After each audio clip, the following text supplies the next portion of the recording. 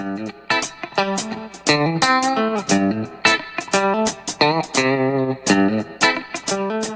what's up YouTube? Pallab here from nothingwired.com, and our MWC 2016 coverage starts right here.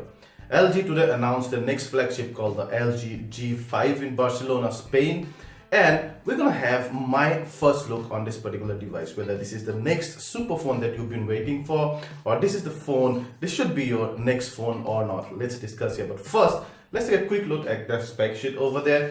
So you can see that the screen size has small down just a tad bit, 5.3 inch from the 5.5 inch of the LG G4.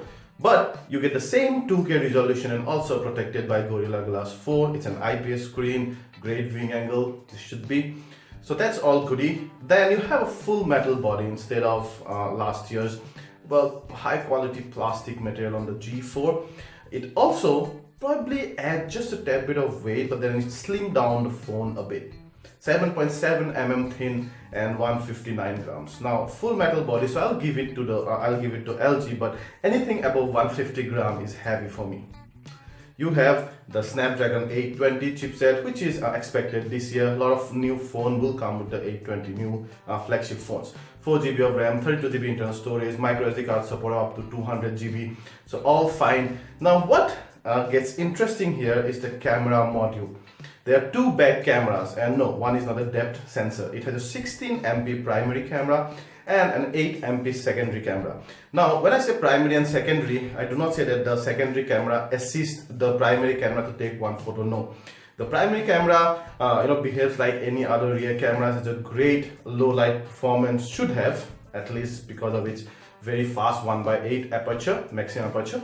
But the secondary 8 MP camera is actually a wide angle camera, very wide angle. I think it goes about 135 degree field of view. So you can see about 135 degree of space, almost GoPro level. So that's really, really cool. Now the front camera is 8 MP, which should be usual, but still 8 MP is very, very welcome when some of the other flagships like Samsung are still giving you 5 MP. Comes with Marshmallow, Android 6.0 out of the box, that's fine. Comes in 4 colors, gold, pink, Titan or titanium maybe, and black, that's also good. I'm slightly disappointed at the battery front. 2800 mAh battery only, but the Snapdragon 820 supports Quick Charging 3.0, which LG promises will give you 83% of power in about I think 30 minutes of charge. If that's true, then 2800 should be just about enough. We're going to talk about the battery later in the modular design concept. Now some of my observations about the LG G5. First of all, it looks a great deal like the Nexus 6P, which was made by Huawei. LG made the Nexus 5X, Nexus 6P, specifically the camera module on the back, I would say. And when you see the silver model, the backside silver, it looks a great deal like the 6P, yes. Number two, that the back buttons, the back volume and the power button is gone now, and they have returned to the side.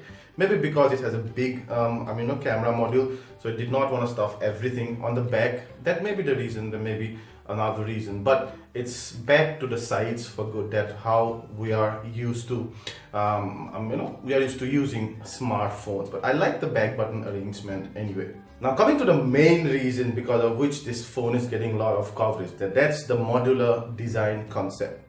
The LG G5 comes as a modular phone, so you can pull out the bottom of the phone and the battery comes out with it. So number one, you can replace the battery, replace the 2800 mAh battery. Number two, the bottom can be replaced with two other attachments available at this time. Number one is called Cam Plus. It's a camera module. So instead of the bottom part, you can have the camera module. You can push the battery inside, and along with comes a grip, a camera grip, which also has a 1200 mAh battery that goes and attached to the back part of the phone. So total battery life becomes 4000 mAh, plus you get some extra buttons like the video recording, still shooting, and the zoom lever on that Cam Plus module. Number two module is a DAC, or a digital to analog converter. Now DAC is a small tool or a small machine which actually converts the analog sound coming out from the phone to digital sounds, which actually enhance the experience.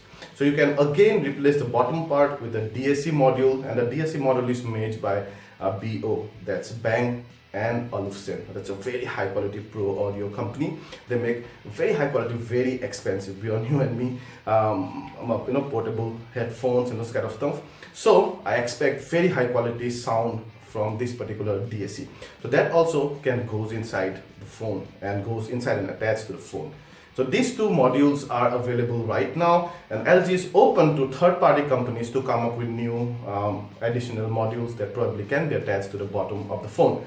That's a really good idea, but let's see how many developers or how many hardware companies actually come up with the module. It all will depend on how the sale goes. And LG's sale, well, have not been very encouraging in the past, mainly because of the low-cost market eating into the flagship phones.